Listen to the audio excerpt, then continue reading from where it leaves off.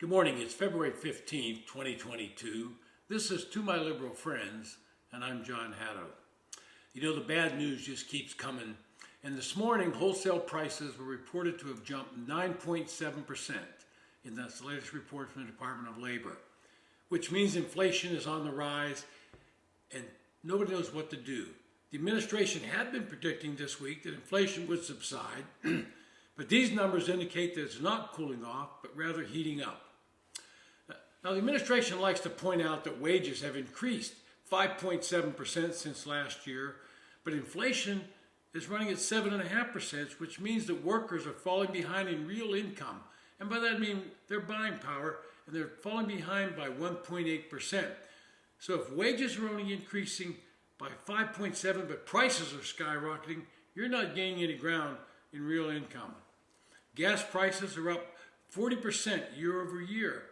Food overall has increased 7% when you factor in dining out and buying. And at the grocery store, that number is at 7.4%. And that impacts lower income families dramatically. Fuel oil that we use to heat our homes has jumped 46% since last year.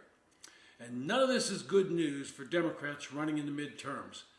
And suddenly they're starting to realize that the tax and spend bills they've been pushing in Congress are not solving the problems and only exacerbating them for the average American.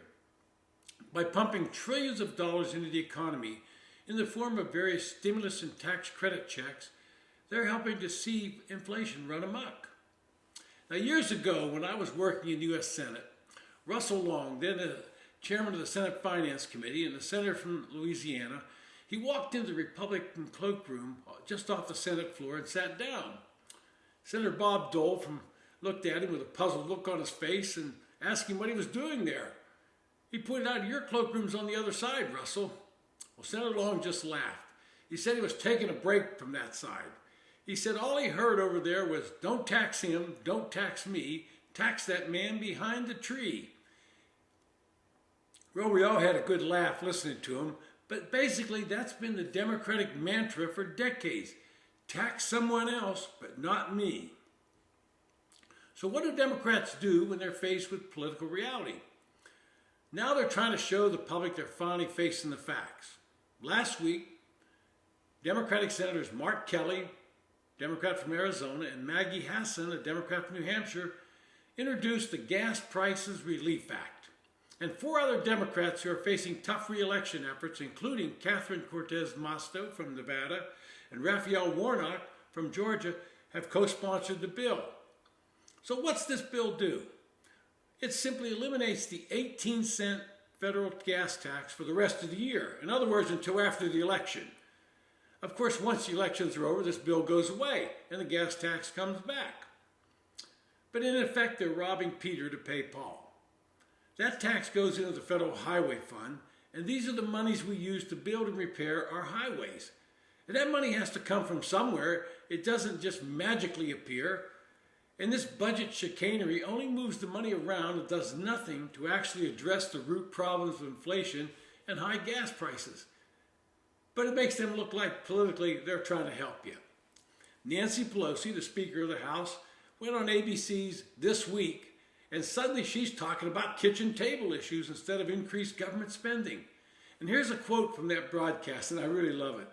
Quote, "What matters is what the election means personally to the American people, to the kitchen table issues.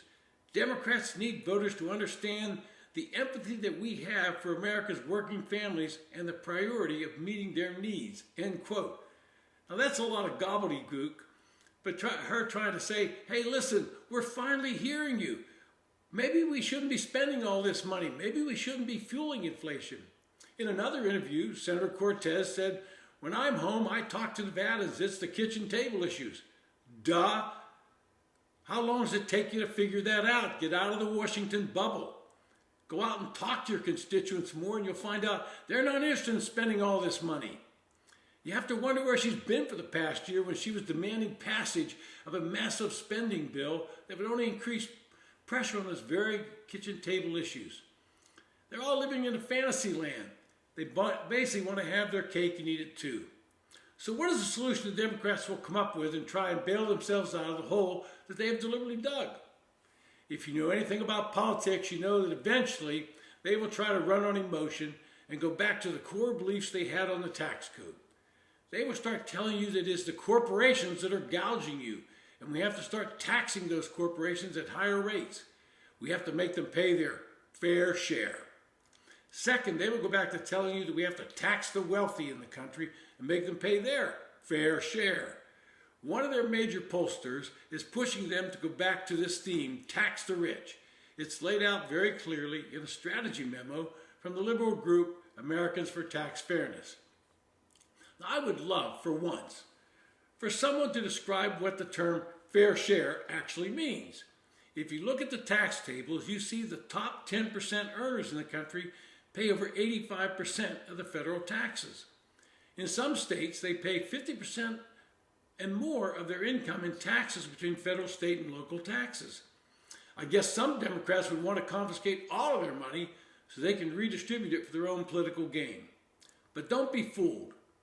This is just appealing to emotion without any real facts. It's always easy to say tax someone else. Remember what Senator Russell Long said, don't tax him, don't tax me, tax that man behind the tree. Well, guess what? You may end up being that man behind the tree. This has been To My Liberal Friends. Thanks for listening.